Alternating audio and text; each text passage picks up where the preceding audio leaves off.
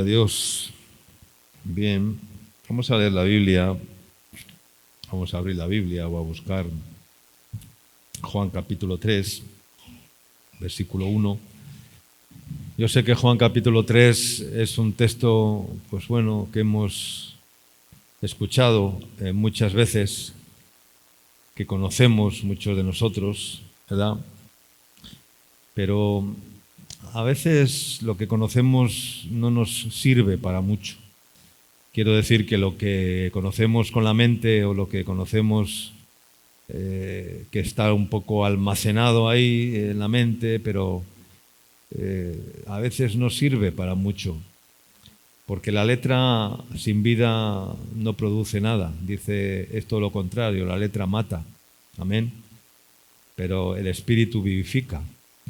Y si la letra de la Biblia, la letra de la palabra, no es vivificada por el Espíritu, pues sucederá que pasa el tiempo y muchos de nosotros o muchas personas que vienen a la iglesia pues no tienen una verdadera experiencia con el Señor, una verdadera vivencia, una verdadera vida espiritual, un despertar espiritual en sus vidas. Y esto es muy peligroso, ¿no? Una de las mayores carencias que tenemos en la iglesia, creo que es que hay personas que no han nacido de nuevo en el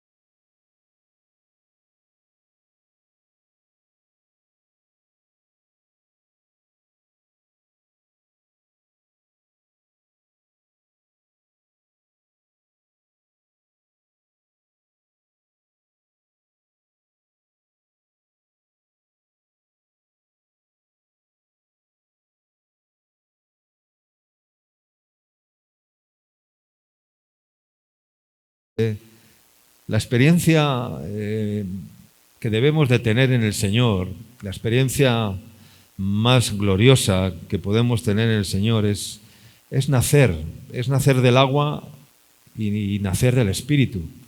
No solamente nacer del agua. Hay muchos que nacen del agua, pero no nacen del Espíritu.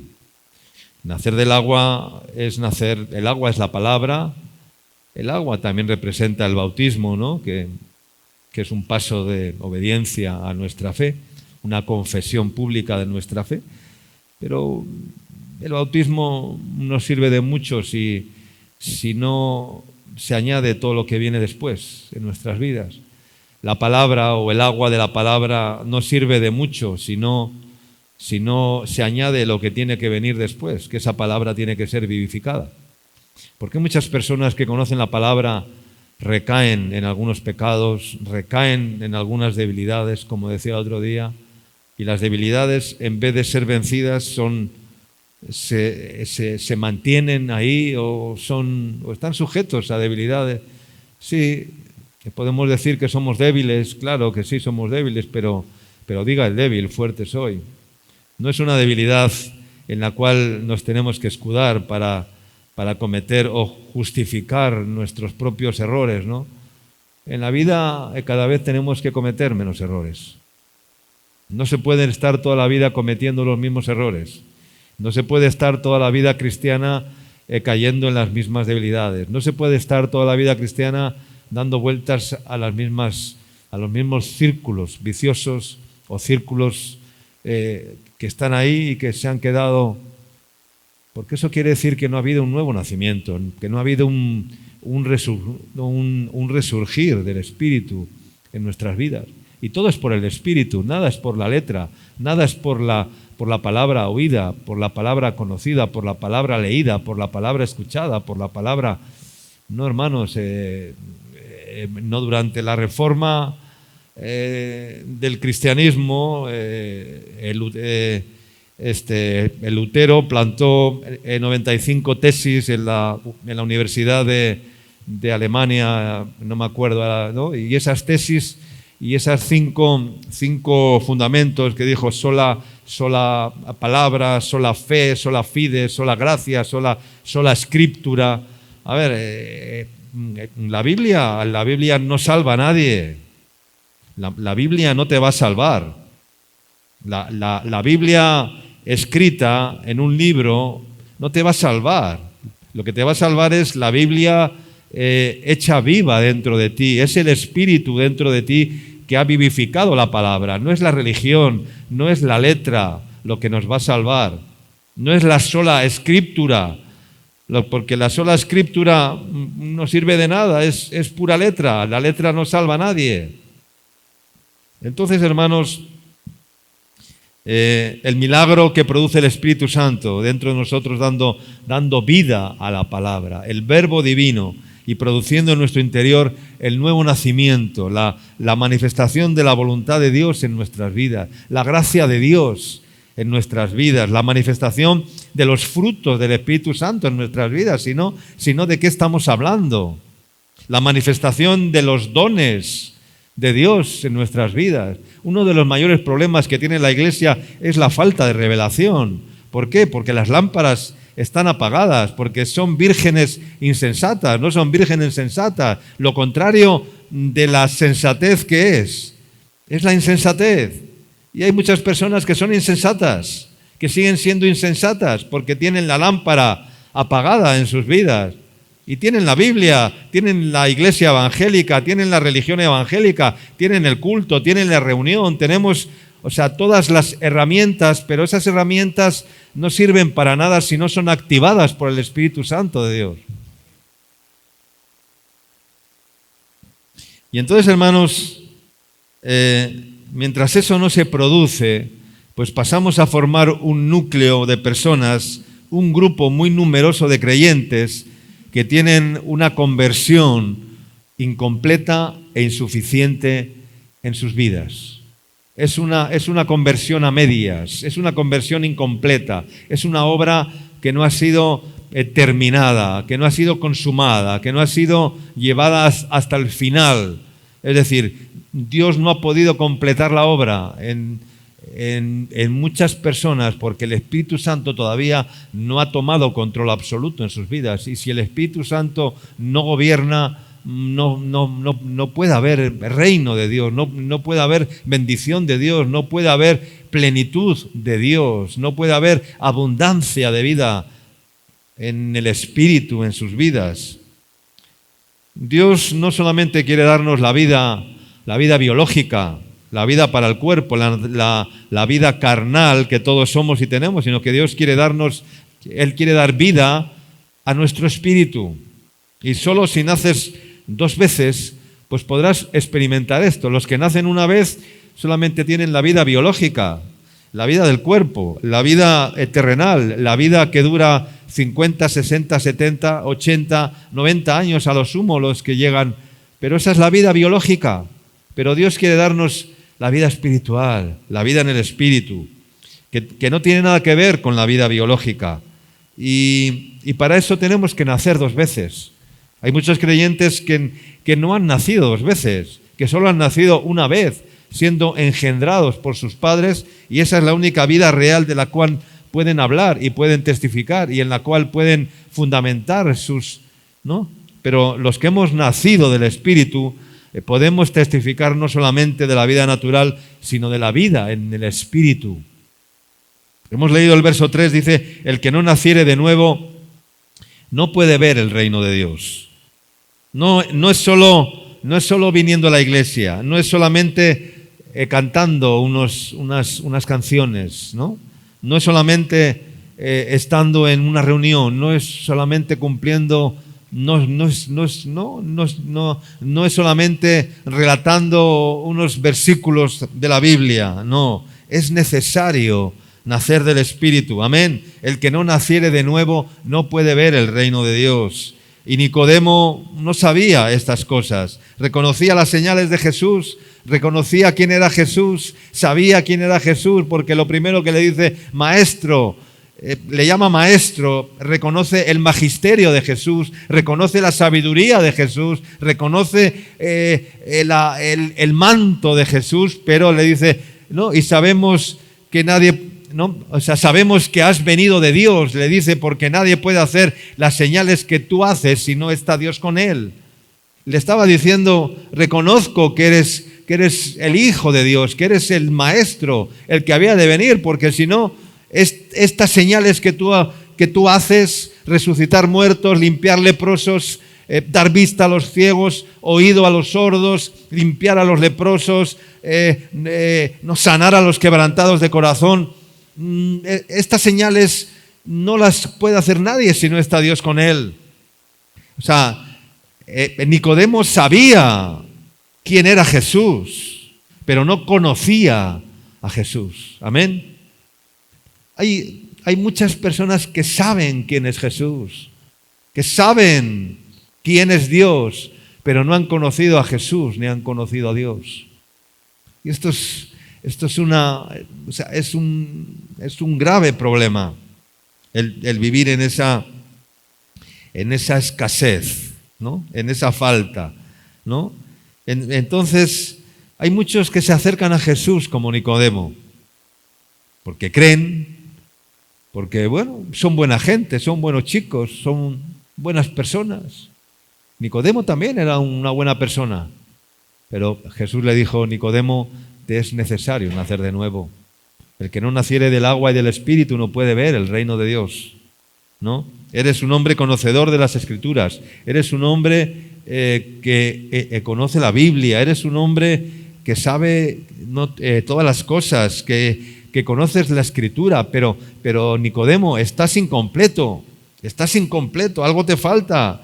No se había cumplido en él la metamorfosis en su vida, que seguramente escondía dentro de su corazón un hombre que quería, que deseaba amar a Dios, pero aún no se había despojado de su cascarón religioso, de su envoltorio humano. Y hermanos, hay muchas personas que no se han despojado todavía del cascarón humano, de la carne humana, de los conceptos humanos, y entonces siguen ahí, son buenos chicos, repito, son buena gente, pero ¿dónde está la obra del Espíritu en sus vidas? Así muchos no son capaces de dar pasos de fe para que se produzca esa vida del Espíritu real en sus vidas y sea una evidencia con frutos verdaderos, porque lo que es nacido de la carne, carne es, y lo que es nacido del Espíritu, Espíritu es. Verso 5, el que no naciere del agua y del Espíritu no puede entrar en el reino de Dios. Porque para entrar en algún lugar, primeramente, ¿qué hay que ver? Hay que ver una puerta. ¿Cuántos dicen amén? No puedes entrar en una habitación si no ves la puerta. No, es imposible entrar. Hay que entrar por la puerta, hay que ver la puerta para entrar en un lugar. No puedes entrar en el reino de Dios si no has visto la puerta. ¿Y quién es la puerta? Jesús, que dijo: yo soy la puerta, el que por mí entrare hallará pastos y será sano y será salvo. Pero hay que ver la puerta, hay que entrar por la puerta. Pero hay muchos que no han entrado todavía por la puerta. Entran a la puerta de la iglesia, han entrado a la puerta de la religión, han entrado por la puerta del rito, han entrado por la puerta de la letra, han entrado por la puerta, pero no han entrado por la verdadera puerta por la que tenemos que entrar. Y tenemos que entrar por esa puerta, porque si no entramos por esa puerta, nunca veremos el reino de Dios. Yo quiero en esta mañana que entiendas que con Cristo tu vida tiene que ser mucho más de lo que piensas, imaginas o has alcanzado hasta ahora. Es mucho más. No es lo que apenas has percibido, o apenas has conocido, o apenas has... No, es mucho más, ¿ya? Y que descubras lo sobrenatural de Dios, el poder de Dios, quién es Jesús realmente. Y cuando le conozcas así, entonces te vas a sentir deudor con Él. ¿Cuántos dicen amén? Deudor con Él. Y alguien que se siente deudor, el problema que tienen muchos cristianos es que no se sienten deudores con Cristo. Se creen que no le deben nada al Señor. Y somos deudores, hermanos. Somos deudores. Y alguien que es deudor dice: no puedo pagarte con nada. La única forma que tengo de pagarte es dándote mi vida, rindiendo mi vida por completo, todo para ti, Señor. Esa es la forma que tengo de pagar la deuda del sacrificio que tú has hecho por mí.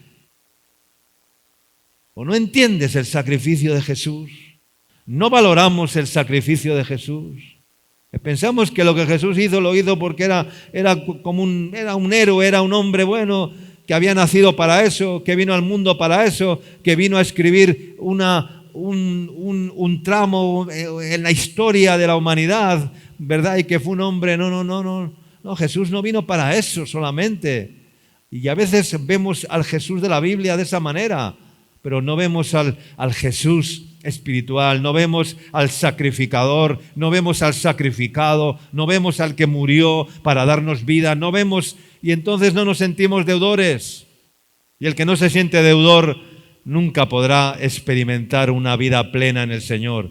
Siempre no tratará de escapar en cierta manera, de buscar en otras fuentes, de pretender en su vida otras cosas, en vez de agradar a Dios, en vez de rendirse a Dios, en vez de servir a Dios, en vez de vivir por y para el Señor y no para sí mismos.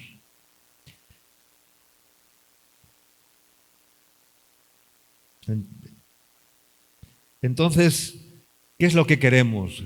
¿Religión o vida? ¿Ir al culto o al templo o ser el templo de Dios? Porque a veces vamos al templo, pero no es eso. Tú y yo tenemos que ser el templo. O ir a Dios o experimentar a Dios. ¿Qué es lo que? ¿Letra o espíritu? ¿Ley o gracia? ¿Qué queremos? Porque si algo quiere conseguir el enemigo es hacer esclavos de la religión a todos los seres humanos, sea cual sea la religión que sea. Porque todo lo que nace de la religión no sirve para nada. Muchos se esfuerzan por querer ser mejores, pero como lo hacen con esfuerzos humanos, nunca lo consiguen. Nunca lo consiguen, porque tú no vas a conseguir por tus propios méritos, esfuerzos, ser mejor. Jamás. Nunca lo conseguirás. Solamente por los méritos de Cristo lo podrás conseguir. Amén. Porque dice la Escritura, no es con ejército, no es con fuerza, sino con mi espíritu, ha dicho el Señor. No es con esfuerzos humanos, no es con decir, no es con buenas intenciones, no es con afligirme por un espacio de tiempo, no es con untarme de cilicio, no es por hacerme y poner una cara de no es así, es con mi espíritu, ha dicho el Señor. Porque la obra del Espíritu no es en la carne. A Dios no ha venido a trabajar en nuestra carne. Dios viene porque la carne es corrupción, porque la carne está perdida, porque el ser humano está perdido y cada vez más. El ser humano corre hacia el infierno y más que nunca la gente está cada vez peor, los seres humanos están cada vez más deteriorados, el mundo está cada vez más deteriorado, las personas están cada vez más lejos de Dios, los estados están más lejos de Dios cada vez, nadie quiere tener en cuenta a Dios, estamos quitando a Dios y así no funciona, nada, absolutamente nada.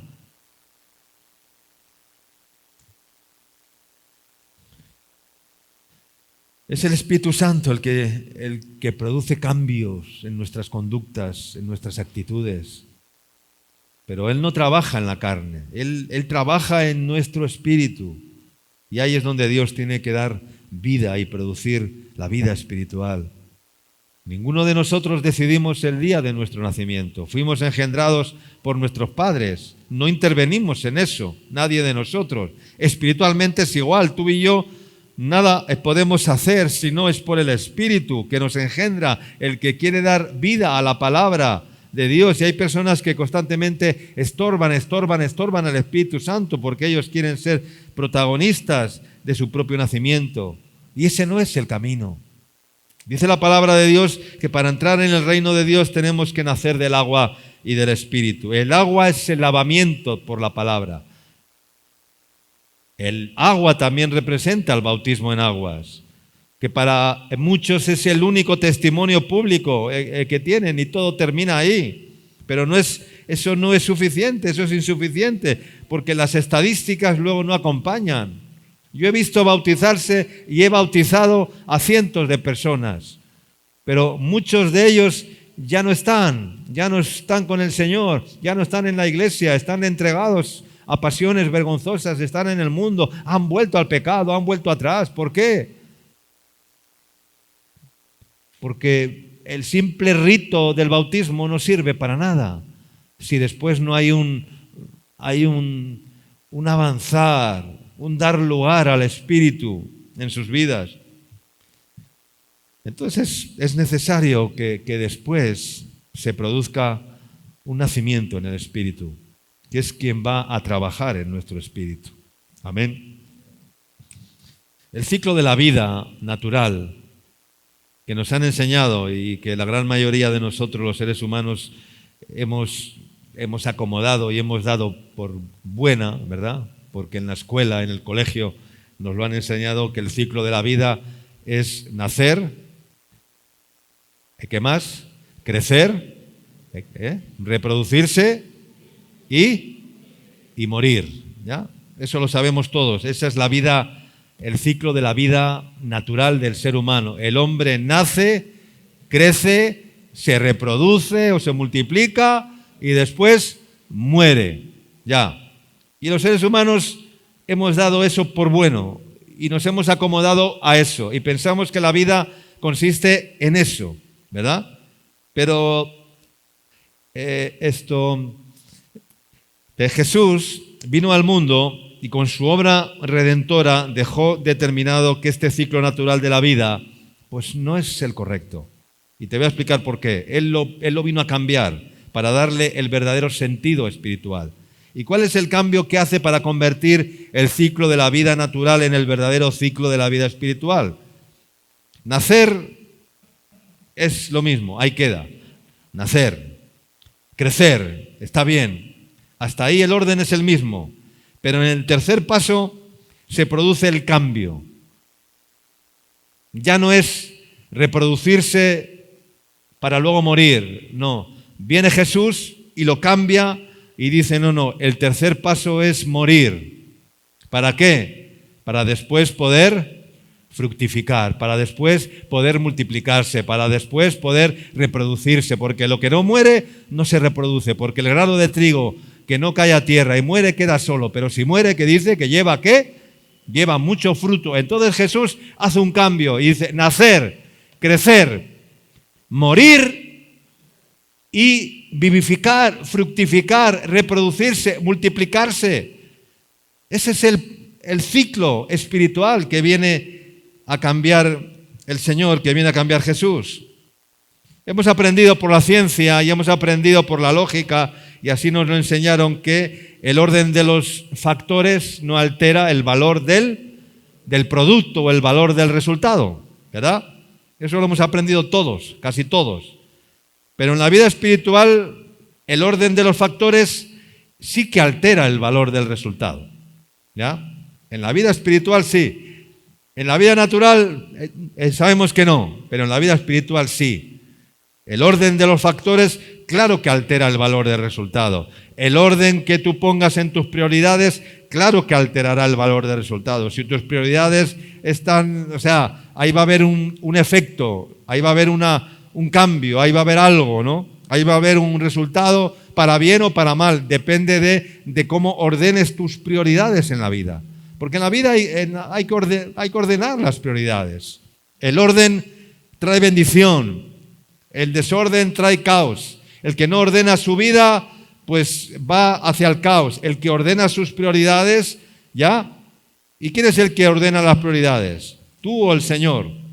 Es Dios quien tiene que ordenar las prioridades. Es Dios que tiene que decir qué es primero, qué viene después, qué es lo tercero, qué es lo cuarto. No. Algunos dicen, lo primero es Dios, lo segundo, la familia, lo tercero, el ministerio, y lo cuarto, no. Yo no puedo poner orden en mi vida. El orden lo tiene que poner Dios. Dios dirá, hoy lo primero es el ministerio, hoy es la familia, hoy eres tú que te tienes que encerrar y que tienes que buscar a Dios y tienes que apartarte del mundo, y esa es la prioridad para ti hoy. Es el Señor el que tiene que poner las prioridades, no tú, no yo. La agenda la tiene el Señor. ¿Cuántos dicen amén? Tú no eres tu propia agenda. No, porque tú vas a querer ordenar las prioridades ¿a qué? A tu manera, pero no a la manera de Dios. Y Dios ordena las cosas de una forma diferente a ti, porque sus pensamientos son más altos que tus pensamientos y sus caminos son más altos que tus caminos. No lo olvides, porque Él está en los cielos y tú estás en la tierra. No quieras ser como Dios, no quieras pasar por encima de Dios, no quieras ser más bueno que Dios, más ordenado que Dios.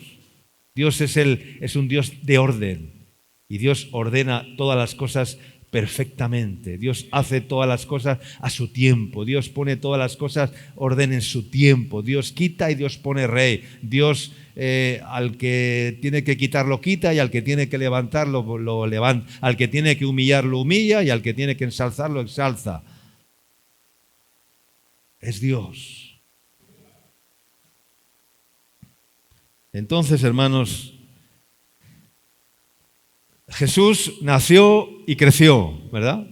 Dice la Biblia, ¿no? En Lucas capítulo 2, que el niño, que dice, crecía en sabiduría, en estatura y en gracia para con Dios y para con los hombres, ¿no? Eso dice la palabra. El niño crecía, ¿no?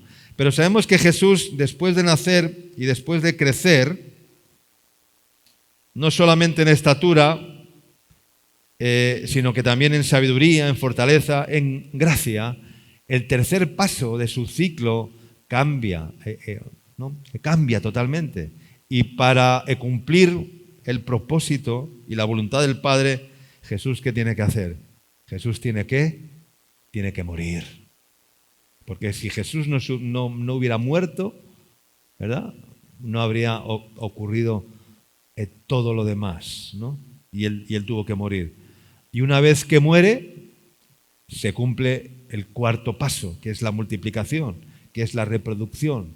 Tú y yo somos el fruto ¿de qué?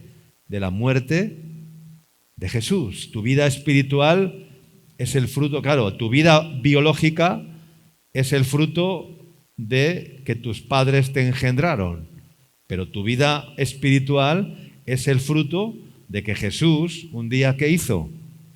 Murió.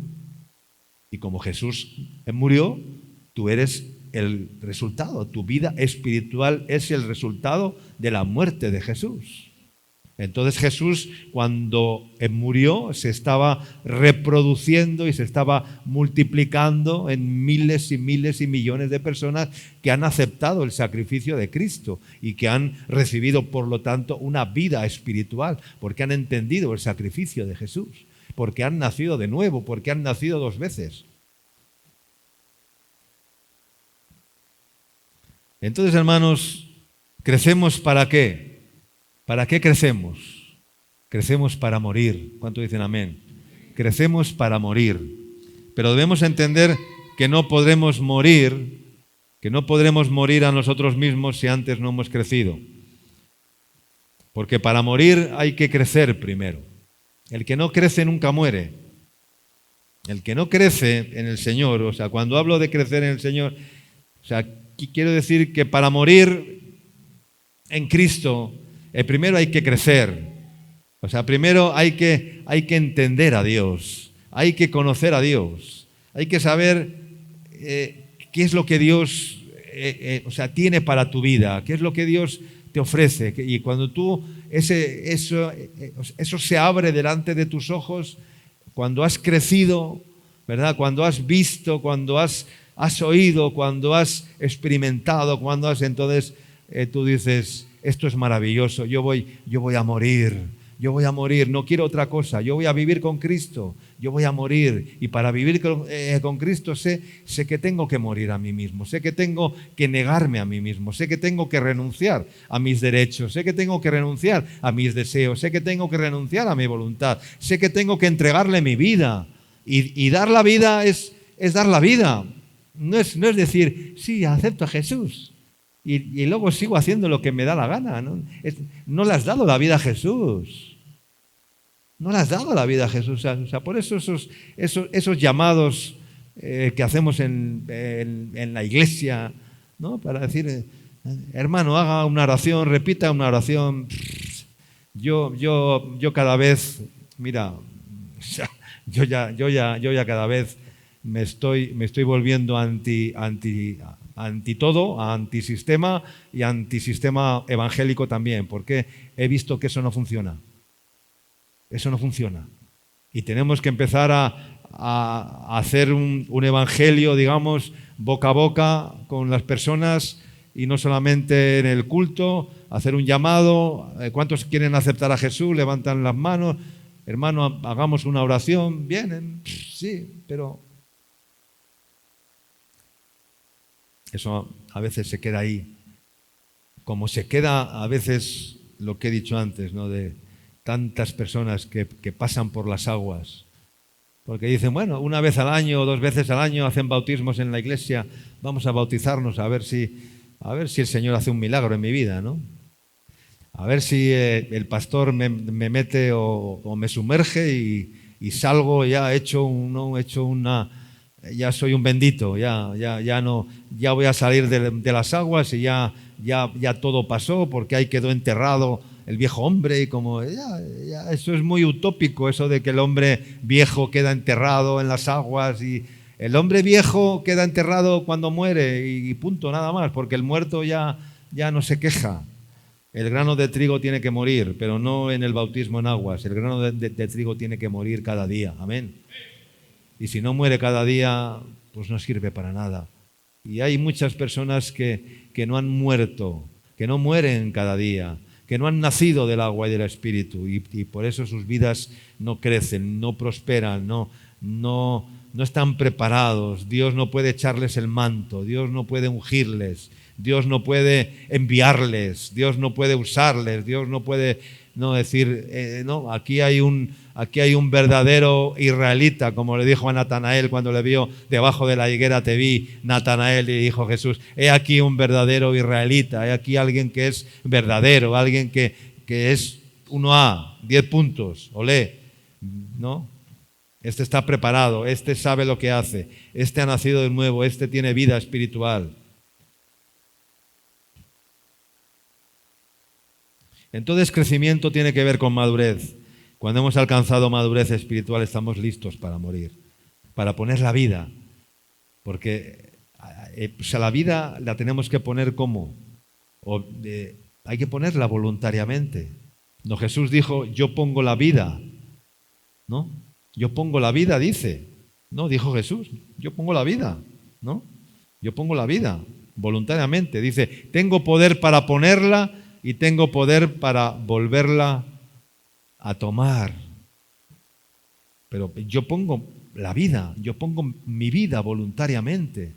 ¿Tú has puesto tu vida voluntariamente en el altar del Señor para que el Señor no venga con la espada y te clave la espada hasta los tuétanos? ¿Te has puesto en el altar alguna vez y has dicho, Señor, aquí muero yo, contigo muero yo?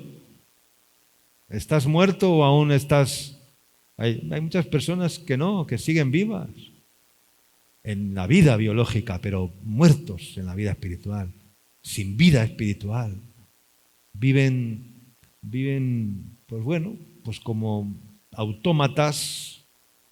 Nos dicen que hay que hacer esto y lo hacemos, nos dicen que hay que cumplir con ciertos ritos y los hacemos, nos dicen que hay que cumplir con ciertas normas y las cumplimos, o con esfuerzos, y nos dicen que por aquí y vamos por aquí, nos dicen que por allá y vamos por allá, nos dicen que hoy el mundo está diseñado para eso y el sistema, el sistema globalizado que se está instaurando en este mundo, lo que va a hacer es dominar y dominar y dominar más a las personas cada vez más, por un lado o por otro, porque un pueblo dominado es un pueblo débil, es un pueblo que no tiene voto, que no tiene voz, que es llevado ya, que está quieto, estabulado bajo un sistema, y en ese sistema tenemos que entrar todos, queramos o no queramos, y no.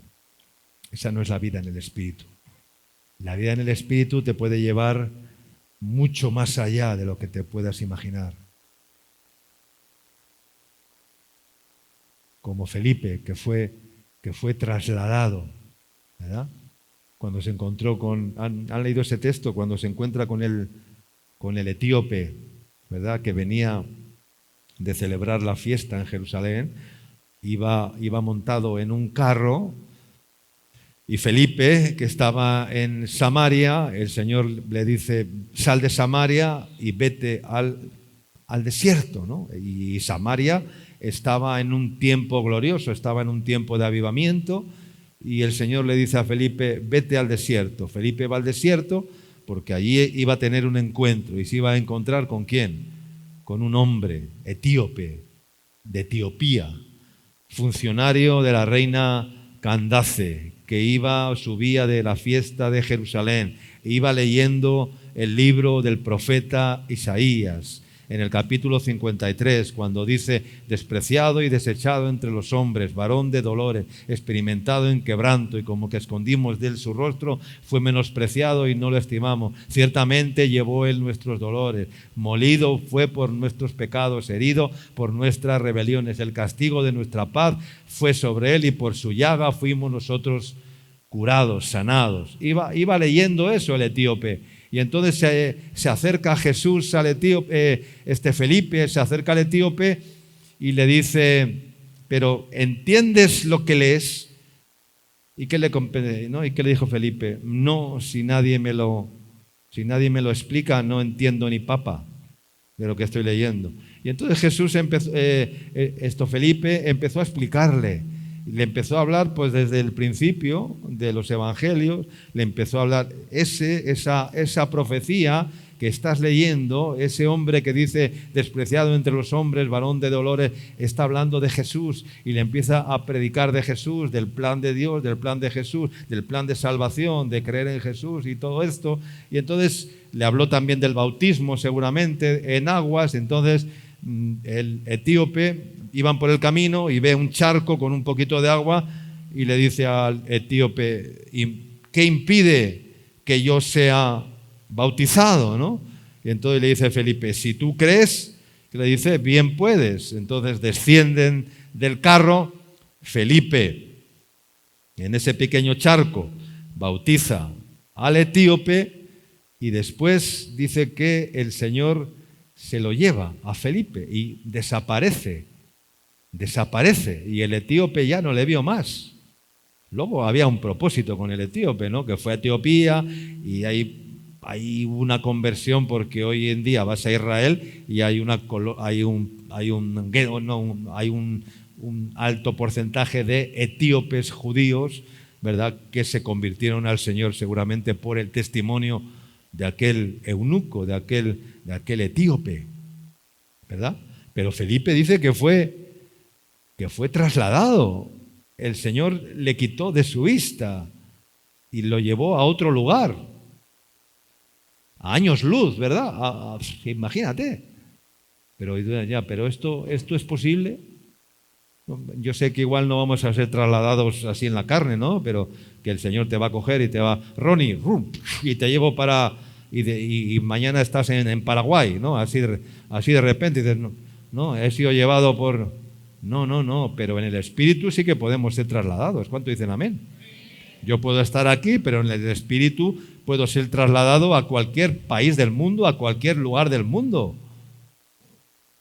¿No? Esa es la vida en el Espíritu. Y el Señor te puede inquietar en cualquier momento y ponerte a orar y tú no sabes por qué estás orando y de repente estás orando por alguien que en ese momento está en una necesidad y te pones a interceder en el Espíritu y estás implorando sanidad para una persona o estás evitando que una persona que va a sufrir un accidente no lo sufra, o que yo qué sé cómo hace el Señor y el Espíritu de Dios. Pero así es el Espíritu. Y aparte que es una de las señales de que los que son nacidos del Espíritu, que dice que son como ¿qué?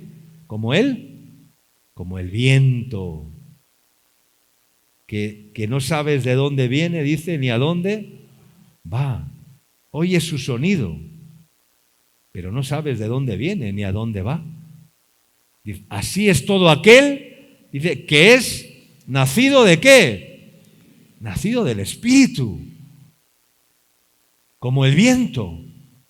¡Wow! Pero ¿somos llevados por el viento de Dios o cuál es el viento que nos lleva? ¿El viento de aquí cuando sopla el viento del Pacífico o el viento del norte o el viento del sur? ¿Qué viento te lleva a ti? ¿Qué viento es el que te mueve? ¿Qué viento es el que...? Hay muchos vientos. Los vientos, de hecho, son potestades. Esa es la vida en el Espíritu. Ahí es donde tenemos que llegar. Ahí es donde tenemos que mirar.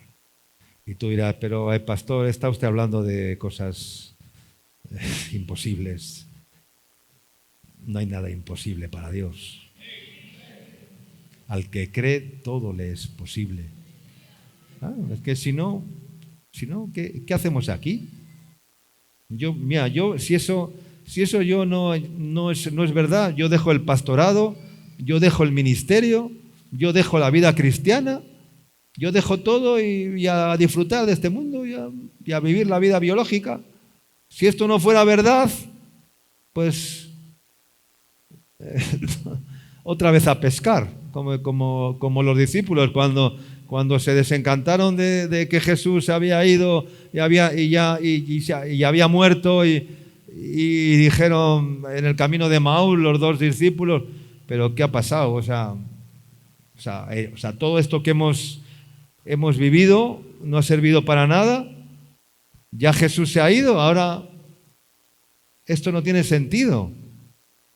Pues bueno, pues nos vamos a pescar otra vez. Vamos otra vez a pescar, vamos a coger otra vez el bote, las redes, otra vez, bueno, pues a pescar. Si esto ha sido un sueño, hemos vivido un sueño. Jesús ya se ha ido, Jesús no va a volver. Ellos ya pensaban ya que Jesús les había engañado, o sea, estaban decepcionados totalmente. Ellos ya pensaban que ya no existía nada más, y entonces ya dijeron, pues ya, ¿qué hacemos aquí? Pedro, vamos otra vez a coger las redes, vamos otra vez a sacar la barca, que la tenemos ahí arrinconada, la metimos allí en una bodega, en un almacén, vamos otra vez a sacar la barca, vamos a coger los remos, vamos a coger las redes, y otra vez vamos a volver a lo nuestro, a la pesca, si ya Jesús. Si la vida cristiana fuera así, estamos de más. ¿Para qué reunirnos? ¿Para qué la iglesia? ¿Para qué venir al culto? ¿Para qué hacer actividades? ¿Para qué? Si no vemos la gloria de Dios, si no vemos milagros, si no vemos cómo personas se convierten al Señor, si no vemos cómo el Señor levanta discípulos verdaderos, dispuestos a dar la vida, dispuestos a poner la vida voluntariamente. Yo pongo la vida voluntariamente, dispuestos a morir, dispuestos a decir, Señor, heme aquí, envíame a mí, donde haya necesidad, mándame, Señor, envíame a mí, donde tenga que ir, yo iré. Lo que tenga que hacer, que tú me digas, yo haré. Pero no, hermanos, no hay espíritu, no hay vida espiritual.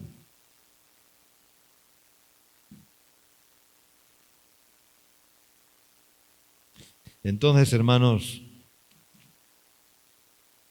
debemos vivir en ese ciclo sobrenatural de la vida. Entonces, para empezar el proceso es necesario nacer de nuevo. Y después de nacer de nuevo, ¿qué tengo que hacer? Tengo que crecer. ¿Y para qué tengo que crecer? Tengo que crecer ¿para qué? Para morir. ¿Y para qué tengo que morir?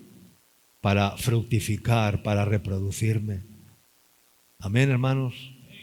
Juan capítulo 12, versículo 23. Dice, Jesús le respondió diciendo, ha llegado la hora para que el Hijo del Hombre sea glorificado. De cierto os digo, que si el grano de trigo no cae en la tierra y muere, queda solo, pero si muere lleva mucho fruto. El que ama su vida, la perderá, y el que aborrece su vida en este mundo, para vida eterna la guardará. El que aborrece su vida, ¿en dónde? En este mundo. El que aborrece su vida en este mundo, ¿ya? Para vida eterna la guardará. Si alguno me sirve, sígame, y donde yo estuviere, allí también estará mi servidor. Si alguno me sirviere, mi Padre le honrará. Amén. Cuando Jesús fue bautizado en el Jordán por Juan el Bautista, dice la Escritura, ¿qué pasó? Cuando Jesús fue bautizado, cuando Juan el Bautista, porque Jesús cumplió con el bautismo y fue a Juan para cumplir con el bautismo en aguas. Y Juan el Bautista le bautizó a Jesús en el río Jordán. Y dice que cuando fue bautizado en el Jordán, por Juan el Bautista, dice la palabra que después que pasó, dice que los cielos le fueron ¿qué? Le fueron abiertos. ¿Y qué más pasó? Y que vio, ¿a quién vio? Vio al Espíritu de Dios que descendía como una paloma y que venía sobre él. Y entonces oí una voz del cielo que decía: este es mi Hijo amado, en él tengo complacencia. Entonces Jesús fue lleno del Espíritu Santo después de ser bautizado. Y el Espíritu Santo le tomó de la mano. ¿Y dónde le llevó? Le llevó al templo a predicar, le llevó a la iglesia a compartir el Evangelio, a predicar el domingo. ¿Dónde le llevó? ¿Dónde le llevó después de eso? Se lo llevó al desierto. Después de ser bautizado, ver el cielo abierto, ver que el Espíritu de Dios descendía sobre él y era lleno del Espíritu Santo, Juan el Bautista no le dijo: ahora mañana predicas en la sinagoga de Chorrillos o en la sinagoga de Villamaría o en la sinagoga de Azángara. No. Le dijo: mañana vas a ser llevado ¿a dónde? Al desierto. ¿Para qué? Para ser tentado por el diablo. Algunos dicen que fue llevado al desierto para ayunar 40 días. No fue llevado al desierto para ayunar 40 días. No dice eso la palabra. Dice que fue llevado al desierto para ser tentado por el diablo. Y el diablo, que se toma su tiempo, esperó 40 días. Ahí sí, esperó 40 días. 40 días en los cuales Jesús estuvo ayunando.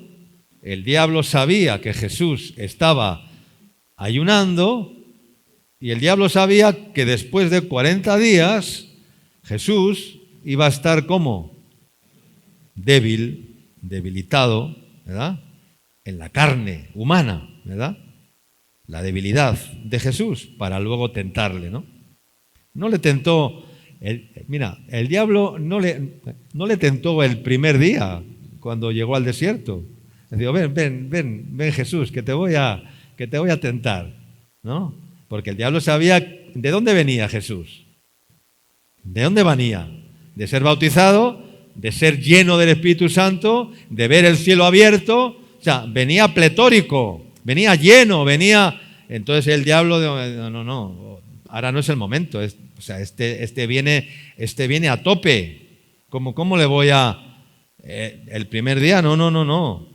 Esperó 40 días, esperando la debilidad. No le tentó el primer día en el desierto. Algunos piensan que el diablo les está esperando nada más salir de la iglesia. ¿Ya? Que han comido si han comido la palabra, si se han alimentado, si se han renovado, si han recibido con gozo la palabra de Dios, entonces han salido como fortalecidos de la iglesia, ¿no? No todos salen fortalecidos de la iglesia. Salen fortalecidos de la iglesia los que están comiendo la palabra, los que aman la palabra, los que están abriendo el espíritu para que la palabra entre, para que la palabra se glorifique, para que la palabra sea parte de ellos, para que la palabra les renueve, para que la presencia de Dios les renueve. Esos son los que salen fortalecidos, ¿no? Pero el diablo no te va a estar esperando a la salida de la iglesia para tentarte. No es así. El diablo va a esperar su momento, va a esperar el momento preciso de la debilidad para tentar y hacerte caer en cualquier de sus trampas pecaminosas, diabólicas, ¿verdad? Etcétera, etcétera, etcétera. Porque el enemigo sabe esperar el momento de nuestra debilidad. Y ahí es donde actúa y toma ventaja en nuestras vidas. Yo no sé si lo has experimentado en tu vida, ¿verdad? El diablo es muy astuto. Porque el diablo tú sabes que el diablo no come. El diablo no duerme, ¿no? El diablo no tiene una mujer con la que tiene que de la que tiene que preocuparse, de la que tiene que atender, de la que tiene que, ¿verdad? El diablo no tiene unos hijos que tiene que cuidar, no tiene que ir a trabajar cada día para llevar el pan a la casa, no tiene familia, no tiene ninguna obligación, ¿verdad? No tiene que resolver conflictos cuando llega a la casa, no tiene familia, no tiene nada de eso. Entonces, ¿cuál es el único propósito que tiene el diablo? Destruir y destruir y destruir, porque no tiene otra preocupación. No tiene de qué preocuparse más que de destruir la vida de los cristianos y de los no cristianos que ya la tienen destruida, pero también va a haber si caza cristianos, ¿no? Evangélicos, de estos que van a la iglesia, de estos que salen de la iglesia con, ¿no? No tiene otro propósito, ¿verdad? Destruir. ¿Por qué? Pues porque y quiere destruir cristianos, quiere matar la fe, ¿no? Porque en cierta manera es envidioso, porque cuando ve que tú tienes a Cristo en tu vida, él también desearía, porque él fue un ángel que estaba cercano a Dios y que gozó de los mismos beneficios, de las mismas, ¿no? Pero ya no puede. Entonces quiere destruir la imagen de Cristo en nuestras vidas. Entonces, hermanos, hay que nacer del Espíritu. Amén. Porque el Espíritu es el que da la vida espiritual dentro de ti. No son las emociones, no son los sentimientos, no son los deseos, no. Nuestro espíritu es lo más noble que tenemos, porque la carne se queda. Dios solo va a edificar nuestro espíritu y podemos crecer espiritualmente cuando nuestro espíritu es edificado por la palabra, por la vivencia de la palabra, por la comunión y por el servicio en nuestras vidas. Es la experiencia que debemos anhelar de tener. Por eso decía antes lo de el viento, ¿no? ¿Qué sucede cuando hemos nacido del Espíritu? Que somos como ¿qué? Somos como el viento, o tenemos que ser como el viento. Son como el viento, y esta experiencia solo sucede cuando se ha dejado atrás muchos yugos. Yo sé que para muchos eso es una locura, que la consagración al Señor es una locura, pero la verdadera consagración, porque tenemos que entender qué es vivir consagrados, porque vivir consagrados no es solamente venir a la iglesia 2 horas a la semana, ¿no? Eso no es vivir consagrados. Vivir consagrados es vivir por y para el Señor, todos los días de nuestra vida, todas las horas de nuestra vida, todo el tiempo de nuestra vida. Esa es la consagración. Vivir consagrados para muchos implicará dejar padre, dejar madre, dejar tierra, dejar tu país, incluso dejar tu cultura, como yo tuve que hacer. Por consagrarme al Señor tuve que un día salir de mi tierra, de mi casa, de mi parentela. Tuve que salir porque como estaba consagrado al Señor no podía decir que no. Y tuve que salir. ¿Por qué? Pues porque hay una consagración. Y para muchos eso es una locura. Dejar todo, dejar las cosas de este mundo, dejar de estudiar para servir al Señor, dejar de proyectos humanos para servir al Señor, dejar de ir a la universidad por servir al Señor, dejar por irme de misionero, Pero para muchos eso no entra en su ABC, ¿ya? Porque dicen, no, se puede ser cristiano, pero no tanto, ¿ya? Se puede ser cristiano, pero no tanto como tú dices que tiene que ser la vida cristiana. Pues bueno, pues tú puedes ser cristiano como tú quieras, cada uno es cristiano a su manera, pero para mí la vida cristiana implica lágrimas, gotas de sangre, sufrimiento y todo tipo esa es la verdadera consagración. Y si no hay eso, quiere decir que no hay consagración, porque el parto tiene que ser con dolor o sin dolor. Con dolor. El parto es con dolor. ¿Qué dijo Dios a la mujer? Parirás hijos con dolor, no dijo sin dolor.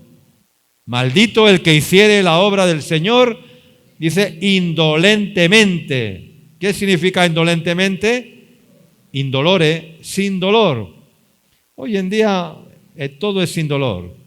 Los partos sin dolor, la epidural, venga, chao, se fue el dolor. Todo sin dolor, con menos sufrimiento. Si el hombre fuera capaz de ir al médico y decirle, Señor, al doctor, decir, ¿qué es lo que quiere usted que le haga? Pues que me quite el dolor. Ya, o sea, no quiero tener ningún dolor, ningún sufrimiento, Pero dice la Escritura que si sufrimos también reinaremos con Él. Amén. Si sufrimos, también reinaremos con Él. Amén. Hermanos, entonces, la consagración es una vela, un barco con una vela, ¿cómo se mueve? Es llevado ¿cómo? Por Él, por el viento, ¿verdad? Y tenemos que ser como una vela, pero hay a veces que somos como un ancla, echamos anclas, ¿no? Echamos anclas y cuando echamos el ancla quiere decir que estamos echando el ancla ¿para qué? Para que el barco no se mueva, ¿no? Para que mi vida esté anclada, ¿no? Controlada por mí. Yo soy el que controlo mi vida y echo el ancla.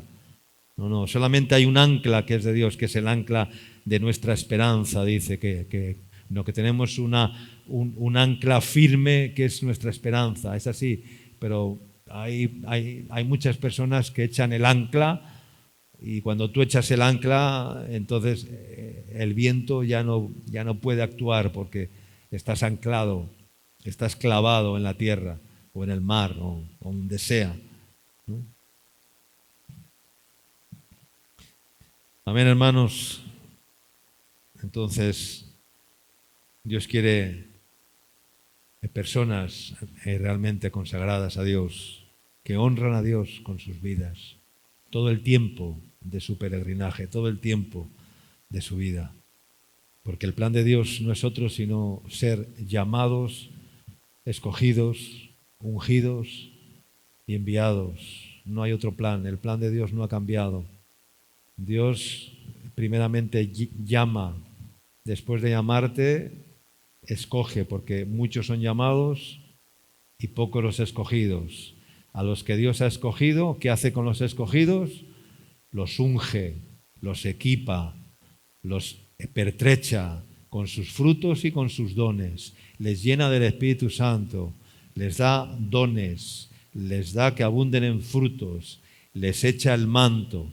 Y una vez ungidos, entonces el Señor te dice, ahora vas a ser enviado, tienes una misión que hacer, tienes un trabajo que hacer, vas a llevar mucho fruto, porque eres alguien que ha pasado ese ciclo, has nacido de nuevo del agua y del Espíritu, has crecido y una vez que has tenido madurez, has puesto tu vida voluntariamente, has muerto y entonces como has muerto, entonces ahora yo te puedo ungir y te puedo usar y te puedo enviar y te puedo levantar para que seas un referente, para que seas alguien, una lámpara encendida en medio de la oscuridad, en medio del pueblo, una lámpara que arde constantemente y alguien que tiene una misión, un trabajo que hacer la voluntad de Dios, donde quiera, como quiera el Señor y ser usado por el Señor. Y eso es maravilloso, eso es glorioso. Yo no te puedo predicar otra cosa, perdóname si esto que te predico no entra dentro de tu memoria RAM, ya, igual no entra dentro de tu capacidad, tú tienes otros planes, otra visión, otros propósitos. Yo lo respeto mucho, pero el plan de Dios es el que está escrito en la palabra y es la revelación de Dios en su palabra. Amén. Entonces,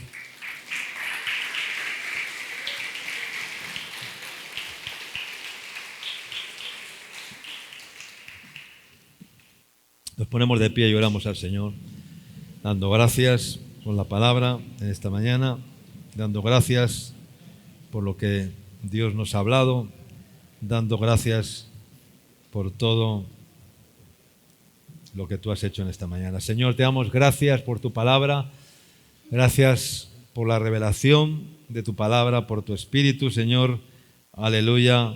Gracias porque tú eres bueno, Señor, porque para siempre es tu misericordia, Señor, porque no hay nada imposible para ti, Señor, porque tú quieres producir en nosotros esa vida espiritual, esa vida en el Espíritu, que no tiene nada que ver con la vida biológica, con la vida religiosa, con la vida natural, que no tiene nada que ver con la vida del hombre, humana, carnal, egoísta.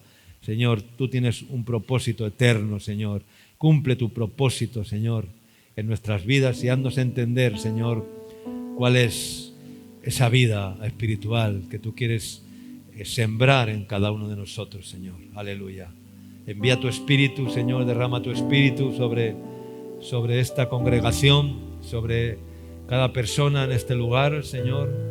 Derrama abundante gracia, Espíritu Santo, abre los cielos, aleluya, envía tu lluvia, Señor, y glorifícate, Señor, por medio de tu palabra, Señor.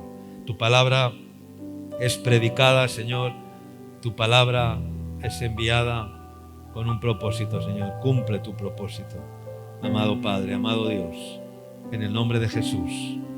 Amén. Amén. Que el Señor bendiga.